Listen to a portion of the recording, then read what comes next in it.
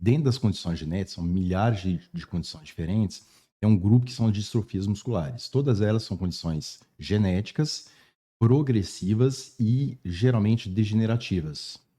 Quando a gente fala de uma distrofia muscular, então a gente tem um paciente, dependendo do tipo de distrofia, tem uma gravidade que é diferente, Uhum. mas o paciente que vai perdendo força muscular de uma forma progressiva. E dependendo do tipo de distrofia, a gravidade é muito grande. Igual, por exemplo, uma das mais comuns e das mais graves é a distrofia muscular de Duchenne.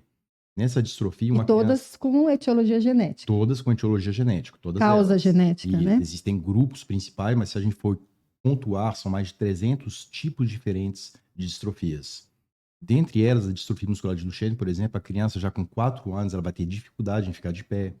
Com 14 anos, geralmente ela já precisa de um suporte, uma cadeira de rodas, e geralmente em torno da segunda década de vida, diafragma intercostais, que são músculos respiratórios, começam a falhar. E o paciente precisa de um suporte até para conseguir ter força muscular para respirar. E o E como que a prognóstico é bem complicado. genética seria importante para esses casos? Porque a gente sabe que é um caso que a criança vai ter uma dependência total da Sim. família, ela não vai, né, desde criança, na verdade, chega à fase adulta ainda com essa dependência, né, de outras pessoas.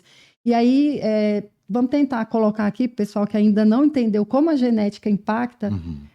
como que seria, assim, do seu ponto de vista, né? Sim, cada tipo de distrofia tem características que são diferentes. E é muito comum os pais chegarem com uma criança que tem uma fraqueza muscular e sem saber exatamente a causa dessa fraqueza muscular.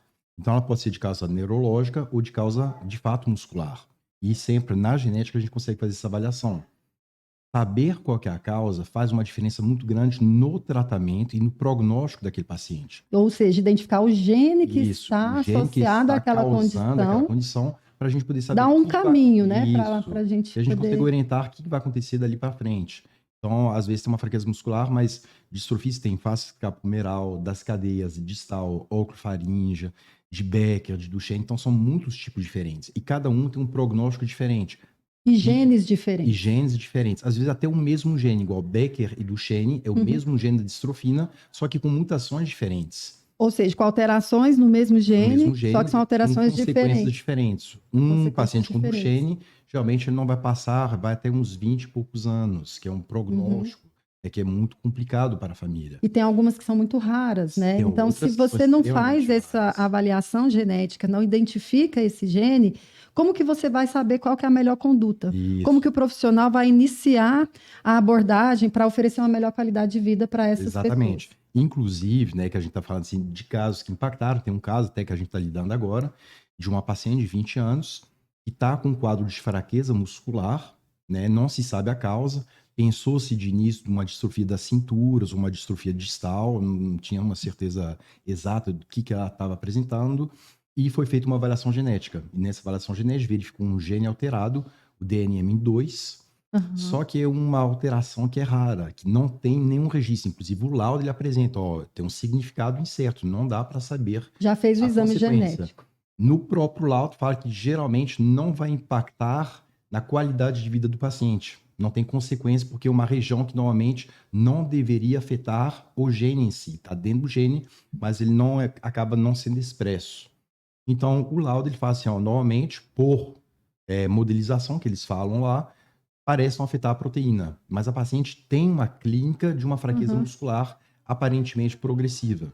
Então, o que que a gente tem que fazer? A gente tem que estudar, tem que verificar, e muitas vezes para o paciente ou para a família é extremamente complicado. Ele não sabe o que que eu tenho, o que que eu tenho, se eu descobrir o que que vai acontecer comigo agora. Tem tratamento?